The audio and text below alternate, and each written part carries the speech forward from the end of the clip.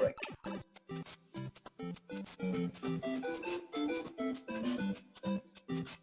Alors, bonjour à tous. Ici, encore une fois, Luigi on the go. Et on fait des communications à travers la planète, pas seulement en Amérique du Nord, pas seulement en Amérique centrale, en Amérique du Sud, mais aussi en Europe, concernant le coronavirus. Aujourd'hui, on va recevoir deux personnes qui vivent en France, dans le sud de la France. Entre autres, un qui a été dépisté avoir eu le virus.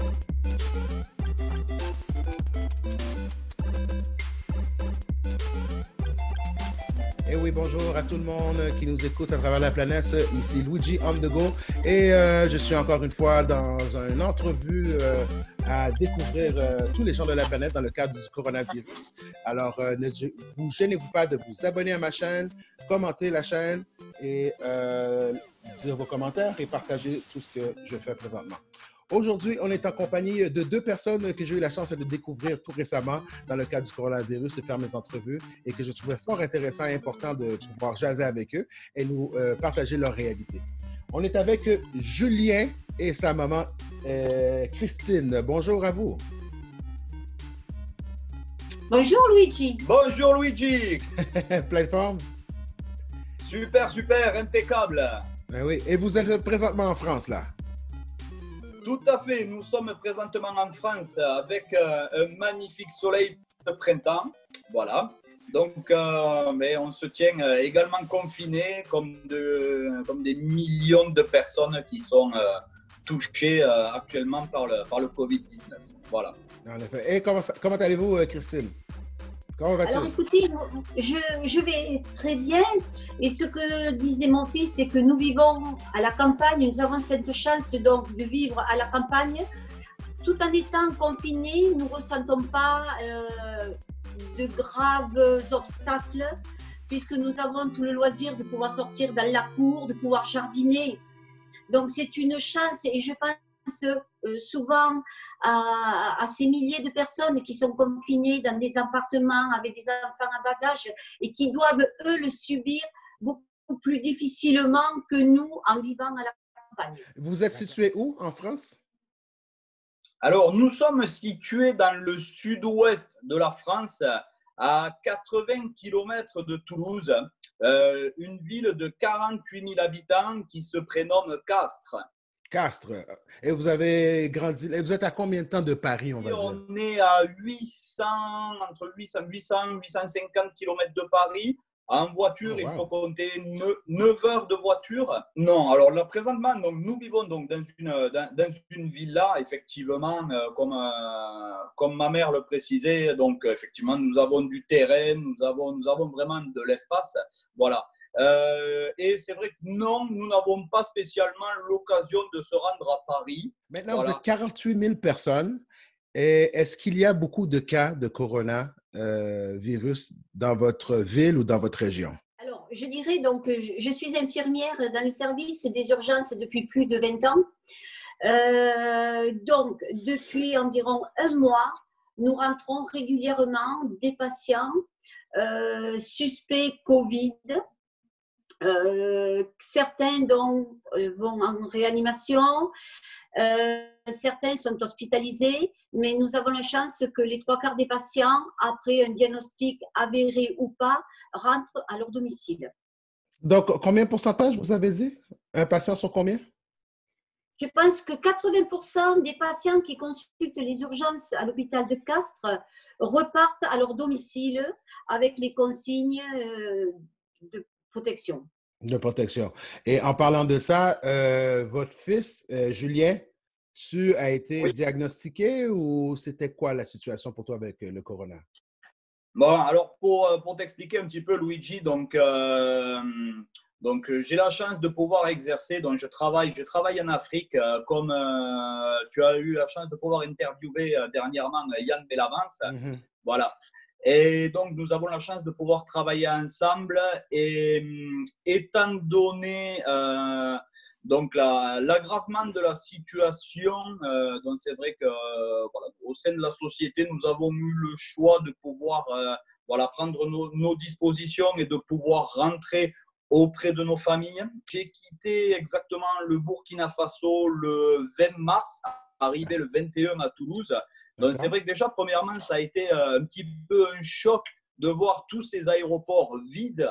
Voilà, c'est vrai que nous étions en Afrique, oui, effectivement, on en parle en Afrique, mais tout doucement, c'est vrai que c'est en train de se mettre en place. Les gens commencent à prendre, à réaliser donc l'ampleur mondiale de ce qui se passe. Un aéroport comme Paris-Charles de Gaulle, qui est quand même mondialement connu, et là était totalement désert, à part quelques passagers qui passaient en transit. Et c'est vrai qu'il y avait une chose sur laquelle on pouvait prêter attention, il n'y avait aucun moyen de contrôle. Donc, c'est-à-dire que déjà, personne ne nous a testé pour la fièvre, quoi que ce soit, aucun port de masque, aucun port de gants. Donc ça, je remonte cela en date du 21 mars. Voilà. Et en fait, ayant rejoint mon épouse et les enfants à la maison, après 5 jours, en pleine nuit, 3 heures du matin, je me réveille, mais vraiment pas bien. Et là, je me dis, oula, il y a quelque chose qui ne va pas. Je me réveille, donc j'avais d'énormes courbatures et je sentais que j'étais en train de faire de la fièvre. Donc, le matin, tant bien que mal, je me rendors. Le matin, même cas de figure. En plus de ça, c'était ajouté des douleurs thoraciques. Bon, ceci dit, rien d'alarmant pour quelqu'un qui travaille en Afrique, en se disant, bon, première des choses, il se pourrait que, étant donné que je travaille dans une zone endémique au paludisme, j'ai pu contracter un palu. Voilà. Donc, pas d'affolement, j'appelle un laboratoire voilà, pour aller passer un test concernant le palu. Mais ceci dit, j'étais toujours en train de continuer à faire de la fièvre. D'accord. Voilà. Et puis, le soir, en rentrant, test du palu négatif. OK. Donc, c'est vrai que on a quand même la chance d'avoir une infirmière dans la famille. et donc, en fait, pour raconter l'histoire, tout doucement, je commençais à avoir des gènes respiratoires. Voilà. Alors, c'est-à-dire des gènes respiratoires. Tout a commencé par des douleurs thoraciques, d'accord. Et je me sentais au fur et à mesure de plus en plus essoufflé. Besoin d'aller chercher de l'air plus profond. Et en plus de ça, une légère toux, une toux sèche qui commençait à arriver. Voilà. L'infirmière a bien fait son rôle, donc nous avons quand même prévenu les mesures d'urgence. Nous avons expliqué mon cas. Et puis, donc, de cela, arrivé donc, à l'hôpital, donc aux urgences donc, de Castres avec un très bon suivi par le personnel. Voilà, malgré les dispositions et tout ce qui se passe à l'heure actuelle, j'ai passé différents tests. Donc, premièrement, donc, on écartait le paludisme. Deuxièmement, donc, avec un échantillon, un écouvillon, ils ont fait le test pour la grippe parce qu'avant le coronavirus, il ne faut pas oublier qu'il y a des maladies de saison. Voilà, c'est vrai qu'on est en train de faire une énorme polémique sur le coronavirus, mais effectivement, n'oublions pas les rhumes, les allergies, la grippe. Voilà, oui, grippe A et B. Donc, une fois ces tests-là se sont avérés négatifs pour la grippe, il ne restait que celui du Covid-19. Voilà, qui est le même procédé. Donc, pareil, il rentre une espèce de coton-tige sous frottement. Voilà. Et là, un jour après, il s'avère que le test était négatif. Mais lorsqu'ils m'ont fait les tests, ils m'ont également fait une radio pulmonaire. Lors de cette radio pulmonaire, d'accord, il s'est avéré que j'avais une grosse infection pulmonaire. Voilà. Causé par cela ou sens que c'était déjà en toi? Non, pour moi, ça a été causé. C'est arrivé sous 48 heures. C'est arrivé subitement. Subitement, parce que dès que je suis rentré d'Afrique, j'étais en bonne santé, je jardinais à la maison, j'avais toujours un rythme de vie tout à fait soutenu. Et là, ça a été quand même un petit peu la douche froide. Voilà. Donc, le personnel, donc, le médecin des urgences donc, a décidé de m'hospitaliser pour une nuit. Ils ils m'ont donné donc des antibiotiques à haute dose, voilà, pendant 24 heures.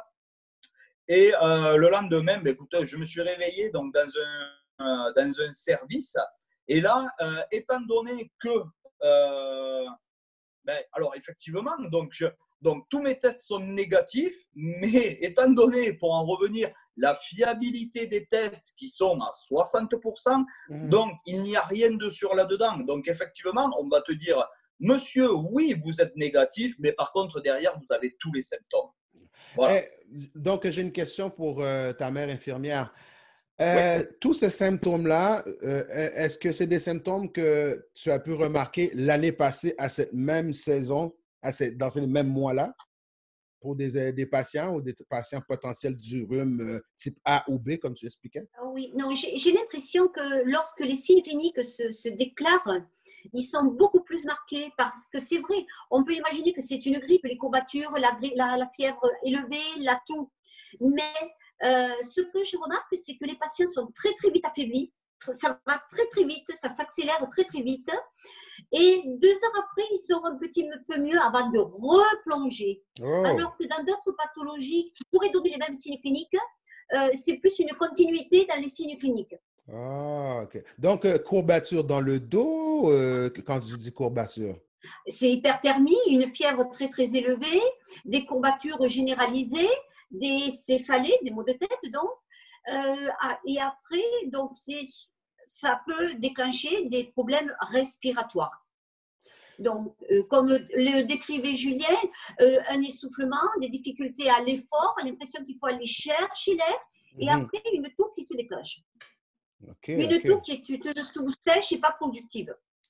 Donc, tout à l'heure, tu disais, Christine, 80% des gens retournent. Et qu'est-ce qui arrive avec les 20%? Donc, il y a un tout petit, dans les 20%, il y a un tout petit nombre. Je parle de chez nous, dans mon hôpital, qui n'est pas qui est difficilement comparable avec tout ce qu'on entend sur Paris. Je tiens à dire que nous sommes dans une zone rurale. Il n'y a pas trop d'habitants. Les gens respectent, entre guillemets, le confinement parce que ça se présente. On peut facilement être confiné chez nous. Voilà.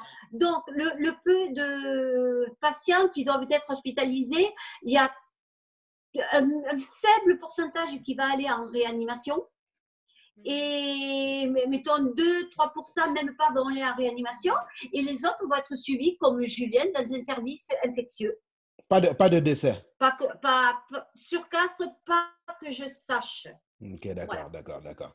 Donc, Julien, pendant ton confinement, tu es toujours en confinement, vu, bon, le 20, 5 jours plus tard, est-ce que tu es toujours en confinement? Oui, effectivement, je reste toujours en confinement. Voilà, c'est vrai que souvent, on a tendance à vouloir parler de quatorzaine, cela. Je préfère étendre de quelques jours supplémentaires, quitte à arriver à 20 jours. Voilà, mais vraiment prendre des mesures draconiennes. C'est vrai qu'on fait attention, on se lave les mains régulièrement. Bon, on essaye de respecter les distances de sécurité. Voilà. Pas présentement, là. Pas avec maman. Voilà. C'est l'exception depuis 15 jours. Voilà. Là, c'est vrai que là, depuis 15 jours, voilà. Aujourd'hui, effectivement, on fait 14 jours. D'accord? Voilà. Sinon, après, à la maison, je porte toujours le masque. Donc, quand je suis au contact d'autres personnes, les gants, voilà. Depuis, je n'approche pas ma femme, je n'approche pas les enfants non plus.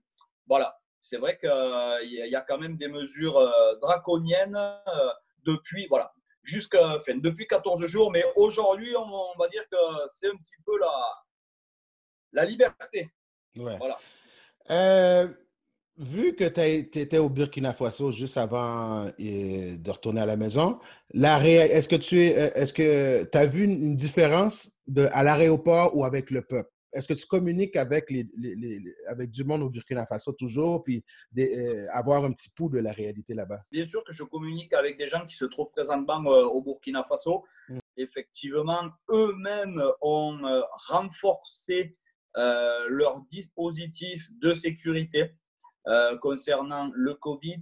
Ils ont également instauré un couvre-feu de 19h à 5h du matin. Voilà. C'est pareil que ce soit, donc ils ont également interdit les marchés, cinéma, les rassemblements d'un certain nombre de personnes. Voilà. Également, même dans les bus, également, les gens s'espacent. Oui, Voilà. exactement. Exactement. Voilà.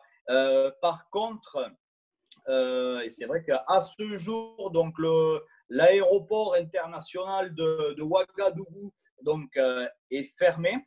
Voilà. Ce qu'il s'est passé encore en date du 6 avril, il y a eu encore un vol de rapatriement pour les expatriés souhaitant regagner leur domicile. Voilà. Donc, l'ambassade appelle les ressortissants français à ceux qui le souhaitent, voilà, à pouvoir rentrer chez eux. D'accord. Et depuis ton confinement, là, à part ce moment-là qu'on vit avec ta maman, moi et toi, que fais-tu de tes journées? Comment tu t'occupes? Vu que tu n'es pas avec ta femme et tes enfants, ta maman, elle va travailler, ton papa est en haut. Comment tu vis? Qu'est-ce que tu fais de tes journées? Nous avons la chance d'habiter à la campagne, d'accord? Donc, qui dit campagne dit grands espaces. Ouais, Et voilà. qui dit grands espaces dit toujours de l'entretien à faire. Donc, c'est vrai que aujourd'hui, on a la chance d'avoir, il fait exactement entre 20 et 21 degrés. Donc là, c'est le printemps, donc on en profite pour sortir la tondeuse, tailler les arbres, faire tout ce qu'on n'a pas l'habitude de pouvoir faire, exactement quand on a, on va dire, une vie pseudo-normale. Voilà. Donc là. Alors, tu es converti jardinier. Tout à fait, je me suis reconverti exactement. Donc, pour le moment, j'ai mis le monde minier en stand-by en tant que formateur. Là, j'ai plus de gros camions, j'ai plus de bulldozers, de pelles excavatrices. Mais là, par contre, dans les mains, j'ai un rotophile et une tronçonneuse. Voilà. Et un verre de vin en stand-by. Tout à fait, tout à fait. Sachez que le vin a été préconisé quand même par les médecins. C'est très bon pour la circulation sanguine. Hein. Voilà. Hein. Surtout, surtout dans le coude, comme ça, là. Surtout dans l'articulation du coude. Tout à fait. Mais exactement. Mais par contre, à consommer avec modération. Oui, ils disent tout ça une fois qu'ils sont presque trouvés coupables. Bois comme tu veux, relax. On subit le confinement. C'est vrai que bon, lorsque tu as besoin d'aller faire des achats de première nécessité, tu es obligé donc de faire une attestation, de remplir, voilà, pour quel motif tu vas faire tes courses.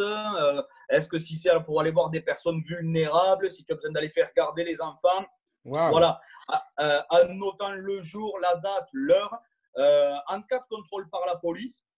Donc, alors, il faut savoir que toute personne qui s'expose, donc, si tu sors sans ton papier, tu te fais contrôler par la police, ça va commencer par une amende de 135 €. Donc, je te laisserai faire la conversion en dollars canadiens. Hein. Ouais. Et non, 135 €, ça va passer après à 1500 €. Plus après, ça va passer à 3500 €. Et après, on part pour 4 mois de prison. Voilà. Ah oui, pourquoi pas? Alors, est-ce que tu n'as pas eu de contravention? Je veux dire, c'est un contrôle. Comment que c'est fait le contrôle? Tu as un papier, un rapport, tu es enregistré quelque part? C'est quoi encore? Exactement. Tu as un simple formulaire donc sur une page format A4. Ouais. C'est une attestation de déclaration sur l'honneur, comme quoi tu t'engages à respecter voilà, et à limiter tes déplacements. Wow. Et en cas de contrôle de la police, ben là, par contre, tu dois être en mesure de présenter tes papiers d'identité et ton attestation voilà, une attestation de dérogation.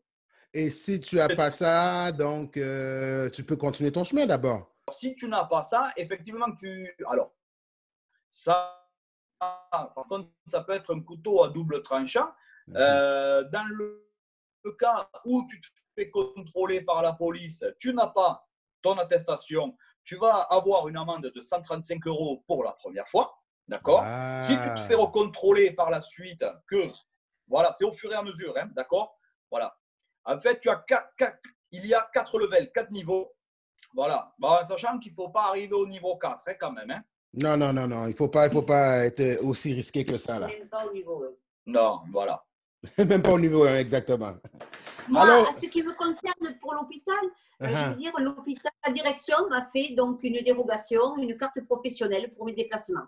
Ah, OK. Oui, ça, on a ici cette réalité-là aussi, où ce que c'est des personnes avec un document qui se promènent avec, exactement. Voilà. On espère bien que ça va terminer bientôt, cette situation-là. On essaie de comprendre d'où ça vient, où ce que ça va, où ce que ça va terminer. Hein?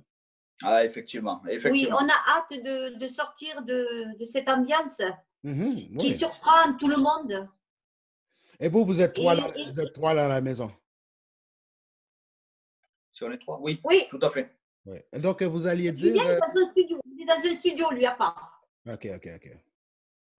Voilà, moi, j'ai repris mes anciens quartiers, en fait. Hein. Ouais. Voilà.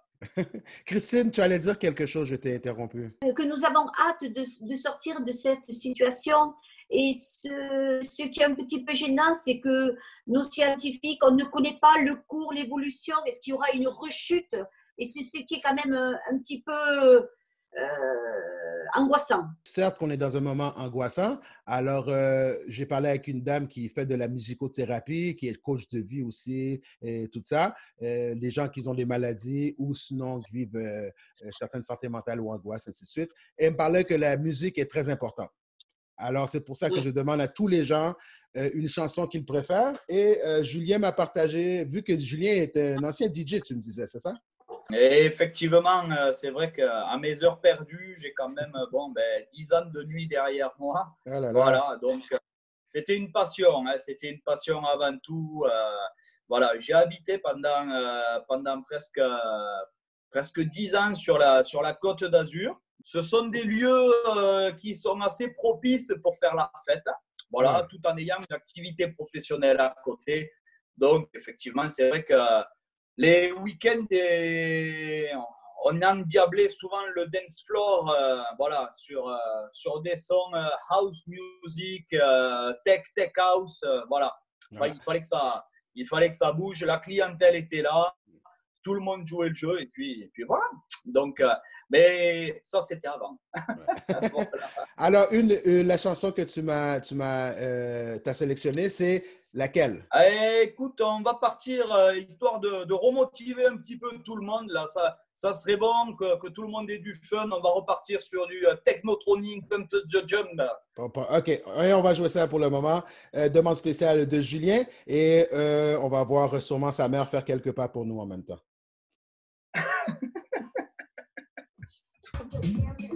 Tu entends bien, oui?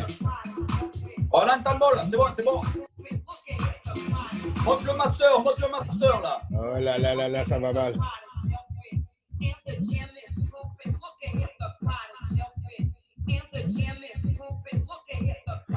J'adore cette chanson-là.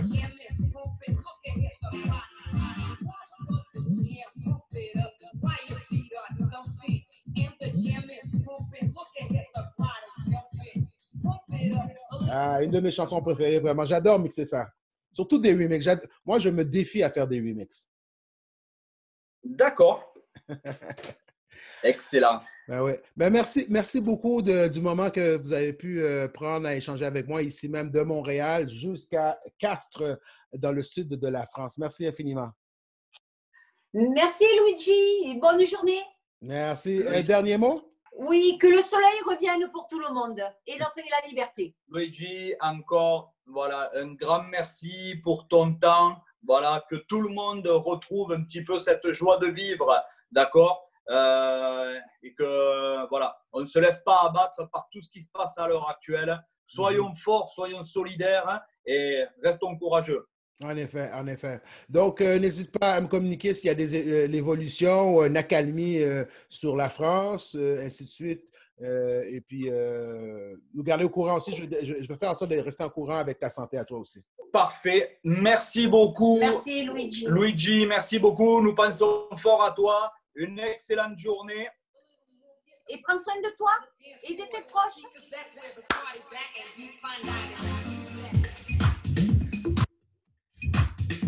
À la prochaine!